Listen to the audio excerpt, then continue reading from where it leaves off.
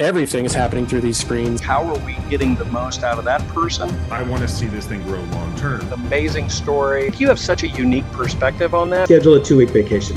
I applaud those models. Undervalue. Secure your digital footprint as well. Why were they even put in place in the first place? Only the most adaptable survive. Let's get to the leaders list.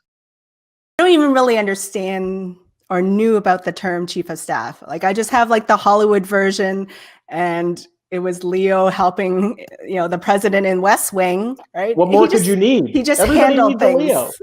He just handled things. I want a Leo. I want somebody to handle things. So, but tell me your definition of a chief of staff. Yeah.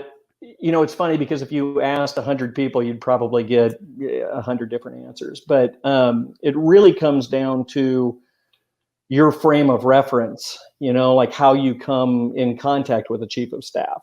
So for you, that might, chief of staff might mean it's a political role, and it's the president's problem solver. Exactly. And so, you look at Leo and you go, well, that guy's a magician. Mm-hmm. He walks into a room and no matter what he's doing on a global scale, he understands as he manages it, he takes care of it. Yeah. Then, if you come at it from a military perspective, I've never had to explain what a chief of staff is to anybody who's been in military. Right. Because it is an instituted role. It's consistent. People understand it. There's much more, it's a much more rigid role just as a byproduct of their training and their processes and their organizational norms. Right.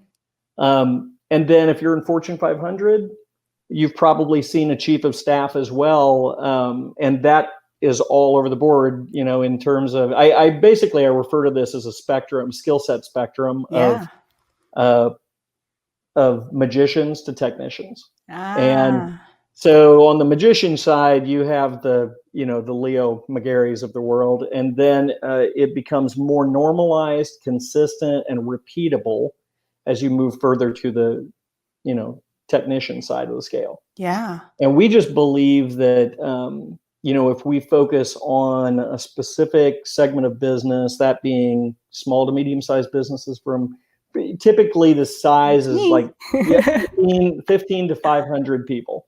Yeah. So in that, even though every business is terribly unique, there's a tremendous amount of consistency that occurs in the stage of business, the growth stage, the leadership challenges. And so that's how we've been able to create some consistency in how we approach the job. And then the other side of it that I would offer up is I think there's some super common elements regardless of whether you're working in the White House or you're working for a small business. Yeah. What would that be?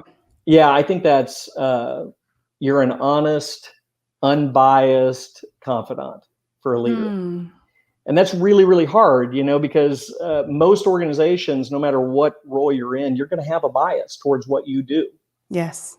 And the chief of staff has no bias except for making that executive that they work for more successful.